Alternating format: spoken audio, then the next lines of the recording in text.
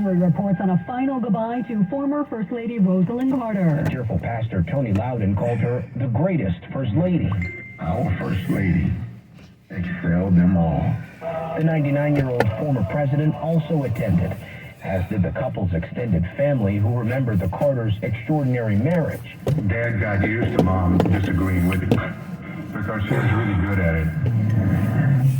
Some help for asylum seekers in Chicago. 17 churches are opening their doors to migrants under the Unity Initiative, including Grace and Peace Church, which already offers a food pantry and a resource center filled with donations. As long as the crisis is there, we're there. It shouldn't be for anybody. We serve the homeless in Chicago, too. Allison Keyes, CBS News.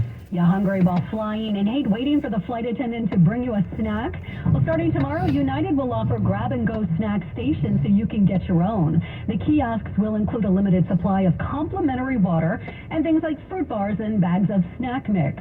Some long JetBlue flights already offer a similar service. They call it the pantry. On Wall Street today, the Dow closed up 13 points. NASDAQ and S&P 500 both down. This is CBS News. Staples stores provide innovative products and services for small business, remote workers and learners, even teachers and parents. Explore more at your local Staples store. 3:03 at the Bay Area's news station, KCBS. After the morning showers, plenty of sunshine and highs in the low 60s. Good afternoon. I'm Patty Rising. Brett Burkhardt is off today. Here's what's happening. The attorney for the man convicted of attacking the husband of Speaker Emerita Nancy Pelosi in their San Francisco home last year appeared in court today to set a date for his state trial. But as KCBS's Mike DeWald reports, the case against David DePape may not get that far. While the trial is set for January 12th, the two sides will meet again in court Thursday to set a date for a settlement conference. David DePape did not appear in court, but his public defender, Adam Lipson, says the two sides will see if the case can be resolved. You know, he's already been convicted of the federal charges. He's facing a lengthy federal sentence already. So anything's possible at this point. DePape was convicted of attacking Paul Pelosi in his home. Legal analyst Stephen Clark says state charges could provide a buffer that would keep DePape in prison in the event of a federal appeal. The DA's office is going to wait to see the federal sentence and what Mr. DePape receives there, but will likely offer him concurrent time, but they will want convictions in case that federal case is overturned. The ultimate wild card here, says Clark, could be DePape himself, who would need to agree to any potential settlement. He's someone who has wanted to express his agenda and his philosophies. At the Hall of Justice in San Francisco, Mike DeWald, KCBS. The Martinez Refinery Company is facing a class action lawsuit over its release of chemicals into the air.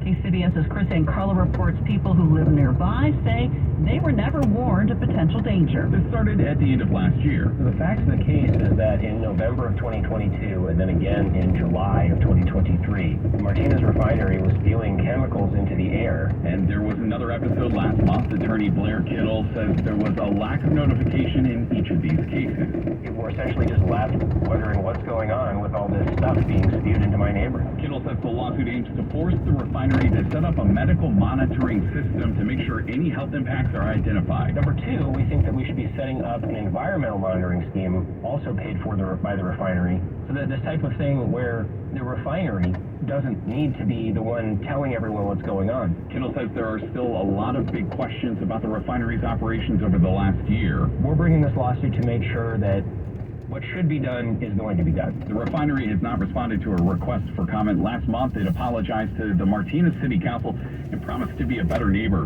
In the East Bay, Chris Carlo, KCBS. Trucks, buses, and vans might only account for 10% of the vehicles on our roads, but experts say they pose a big threat to air quality, climate change, and public health. KCBS's Shannon Golden reports on how lawmakers pushing the Environmental Protection Agency when it comes to greenhouse gas emissions. California lawmakers and private manufacturers held a press conference today in Washington, D.C., calling on the EPA to finalize stricter regulations for heavy-duty vehicles. Don't miss this chance to transform our transportation sector and safeguard clean air for all. California Senator Alex Padilla was one of 81 members of Congress who signed a bicameral letter in September urging the finalization. He recalls the impact pollution had on his childhood in Los Angeles.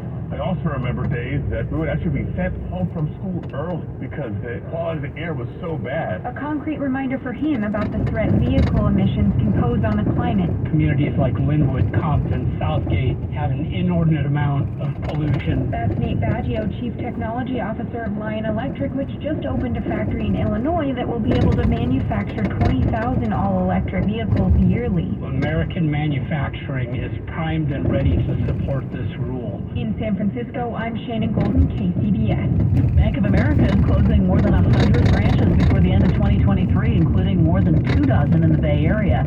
Among those branches are the locations on Mission Street, South Street, and on Brannan Street in San Francisco. B of A also plans to shut down its iconic location at One Market Plaza in the city's downtown area next year. Other major banks like J.P. Morgan and Wells Fargo have also closed branches in the Bay Area. Just ahead on KCBS. I'm Raquel Maria Dillon in Castro Valley. Pro-Palestinian protesters marched to Congressman Swalwell's office to demand a meeting. What happened when they got there?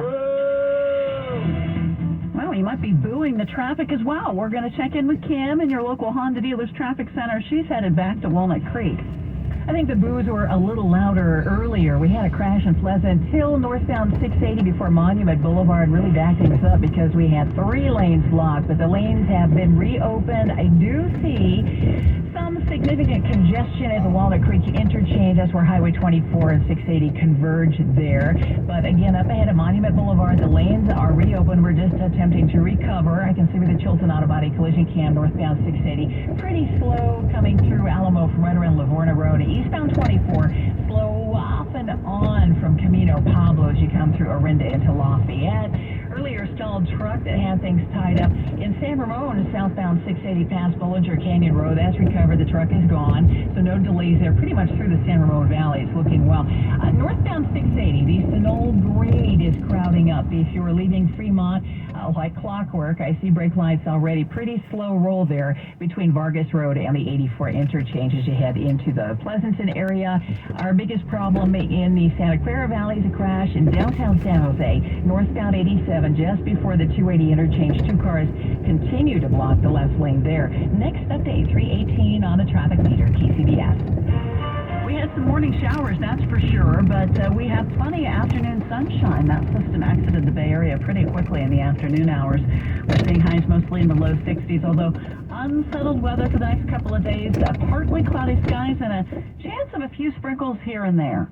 Traffic and weather together on the 8th on All News 106.9 and AM 740 KCBS. I'm Bob Burke, founder and chairman of Burke America Parts Group, a family of brands that includes RepairClinic.com, an appliance and HVAC parts solution company that's grown into an international brand.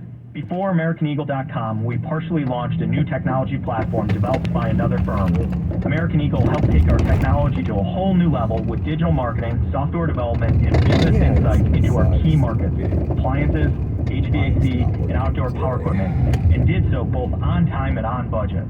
AmericanEagle.com has the resources, experience, and talent needed to produce solutions. Our new technology platform, developed by AmericanEagle.com, has produced tremendous results with higher traffic, conversion, engagement, and online revenue. If you have any home repairs you need to take care of, check us out at RepairClinic.com. If you need a world-class website or technology project, then I would highly recommend AmericanEagle.com. Call AmericanEagle.com at 773-NETWORK. That's AmericanEagle.com, 773-NETWORK. You've worked hard all your life and fought for every penny, and now you're looking for a bigger, better retirement, right? You deserve safety, security, and someone you can trust. Does a 9 to 11% possible annual return sound right for you? What if you could have a secure investment that's not affected by inflation, interest rates, bank collapses, or market crashes?